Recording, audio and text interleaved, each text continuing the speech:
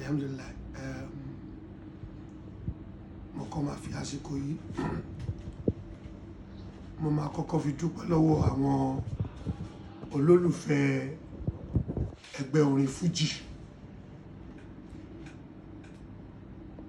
gbogbo olólùfẹ́ ẹgbẹ́ orin Fuji, orin tó ń jẹ́ Fuji, gbogbo olólùfẹ́ pátápátá. Mo fàsìkò yìí mo fi ń dúpẹ́ fún yín pé fífẹ́ tẹ̀ ń fẹ́ wa òun la fi ń bẹ tàbáyọwọ́ ẹ̀mí pẹ̀lú àlàáfíà. Tí ò bá sí fífẹ́ tẹ̀ ń fẹ́ wa, a lè sí, ń ṣe la máa wà bí aláìsí.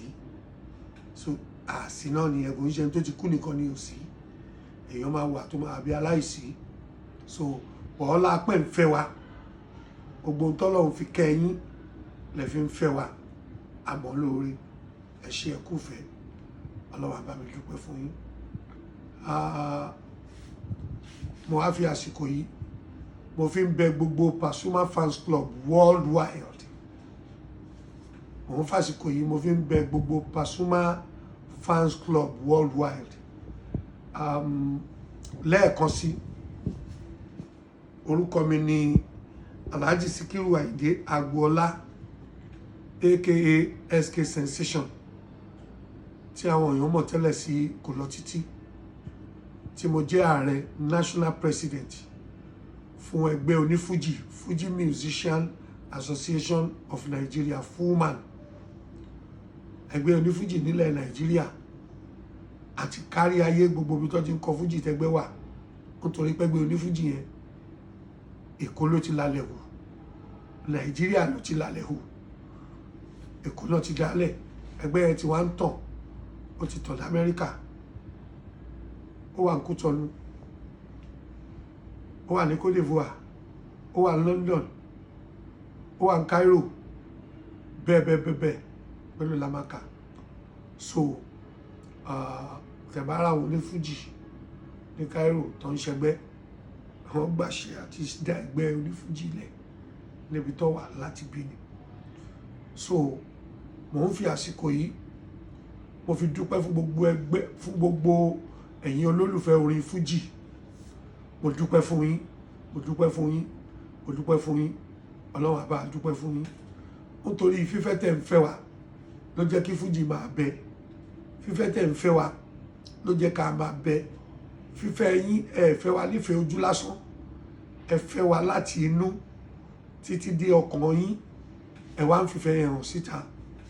Tí ò bá sí ti yín, orin Fuji á ti kú o. Bọ̀ níwọ̀nba àgbà tí àṣà àti ìṣe Yorùbá ò bá kú, tẹ́yìn náà wà tẹ́ ẹ̀ kú, orin Fuji ò lè kú. Torí fífẹ́ tẹ̀ ń fẹ́ wa ló jẹ́ ká máa bẹ. Fífẹ́ tẹ̀ ń fẹ́ wa pẹ̀lú àánú Ọlọ́run la fi ń ṣẹ̀mí. Bẹ́ẹ̀ bá fẹ́ wa pẹ̀lú iṣẹ́ wa, pẹ̀lú bùkátà wa, pẹ̀lú ọ̀nà wa, ó ṣeé ṣe ká má sí. Kò ń ṣe tó ti kú nìkan ni ò sí, èèyàn á máa wà, wọn á ló wà bí aláìsí.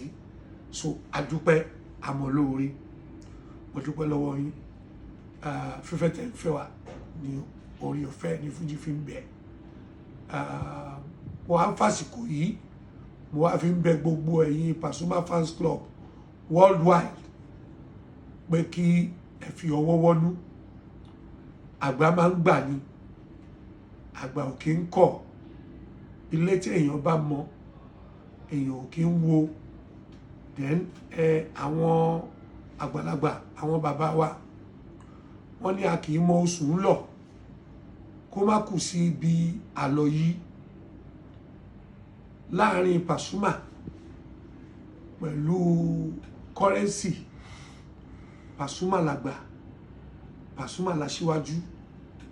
So níwọ̀nba àgbà tí Pasuma bá ti gbà àti bẹ Pasuma àti bá Pasuma sọ̀rọ̀, Pasuma ti gbà pé tí ọmọdé bá ṣe bí ọmọdé, àgbà bá ṣe bí àgbà. Mo ṣe ládùúà pé kú ò ní gba Currency lọ́wọ́ Pasuma, ikú ò ní jà kúrò lẹ́yìn ẹ̀, ikú ò ní mú Pasuma náà kúrò níwájú Currency. Lágbára Ọlọ́run, Ọlọ́run á jẹ́ kí gbogbo wa kájọ bára jìnnà. Ikú ò ní má wa náà kúrò lórí ilẹ̀. Gbogbo àwọn tó já síwájú, tó já wọn bàbá, ikú ò ní mú wọn kúrò. Àwọn tí wọ́n ń bọ̀ lẹ́yìn, Ọlọ́run á jẹ́ kájọ bára jìnnà. ikú òjijì ikú tó yáwọ́ Ọlọ́run ò ní fi pa ẹnì kankan wa.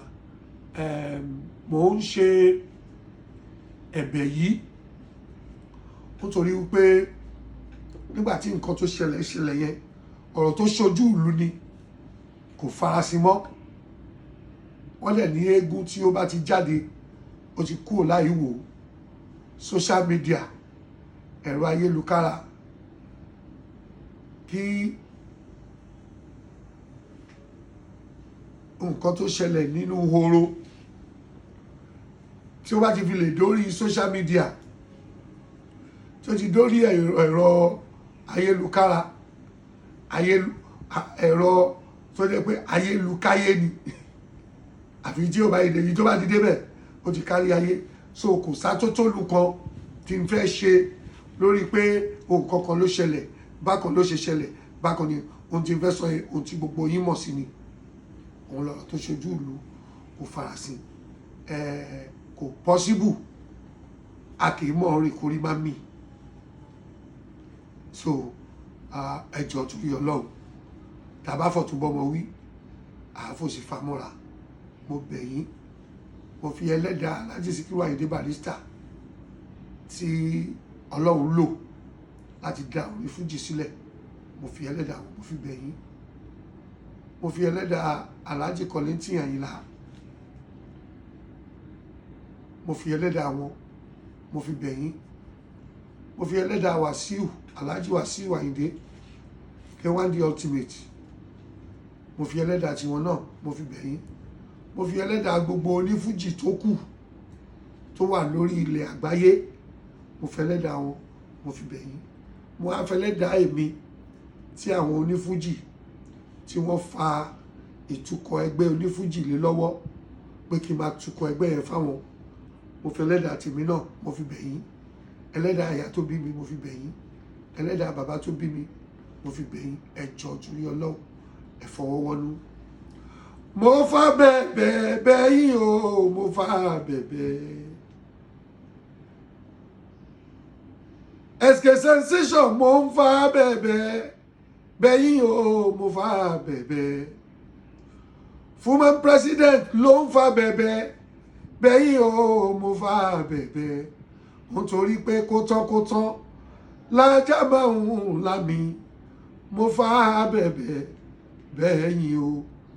Ẹ̀yin Pasuma fans club ti ilé tóko, gbogbo Pasuma fans club kárí ayé, mo ní mo fa bẹ̀bẹ̀ bẹ̀ yín o, mo fa bẹ̀bẹ̀. Mo fa bẹ̀bẹ̀ bẹ̀ yín o, mo fa bẹ̀bẹ̀. Torí pé kótán lájà máa ń lámì, mo fa bẹ̀bẹ̀ bẹ̀ yín o. Ẹ dẹ̀ jẹ́ ká mọ̀ wípé àṣìṣe ò kọ́gbọ́n, kò kọ́gbọ́n o, àṣìṣe ò kọ́gbọ́n o. Àìdúró ti kádàrá, òun ló mi ẹ̀dá lẹ́nu.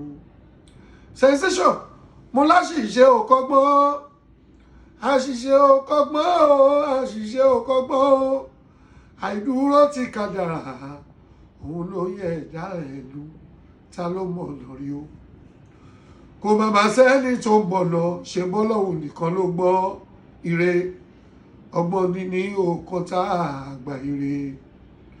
Ẹ jọ̀ọ́ gbogbo ẹ̀yin Pasuma fans club, àtọkùnrin àtobìnrin àtọmọdé àtàgbàlagbà, ẹ jẹ́ ká fi ọ̀rọ̀ yẹn, ẹ jẹ́ ká fi ṣe àfìsẹ́yìn tí eégún aláré tó máa ń fi aṣọ.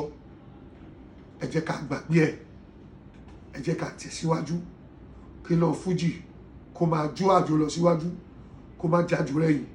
Ọlọ́run kó má ṣe wá láláwà sẹ́yìn bíi tirẹ̀. Ẹ jọ̀ọ́ torí Ọlọ́run. Currency ó ti tọrọ àforíjì. Alhaji Pasuma,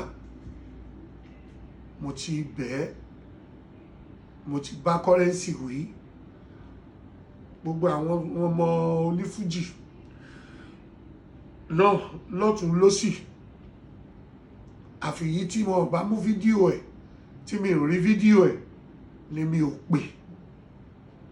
Tó bá dàbí irọ́, ẹ pè wọ́n lẹ́yọ kọ̀ọ̀kan láwọn tẹ̀rí tí wọ́n ń bú Currency àbí tó ń bá Currency wí pé tó ṣe yẹn ó kù díẹ̀ káàtó.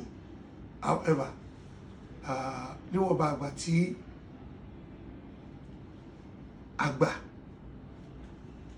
kò sí ní tágbà máa ṣe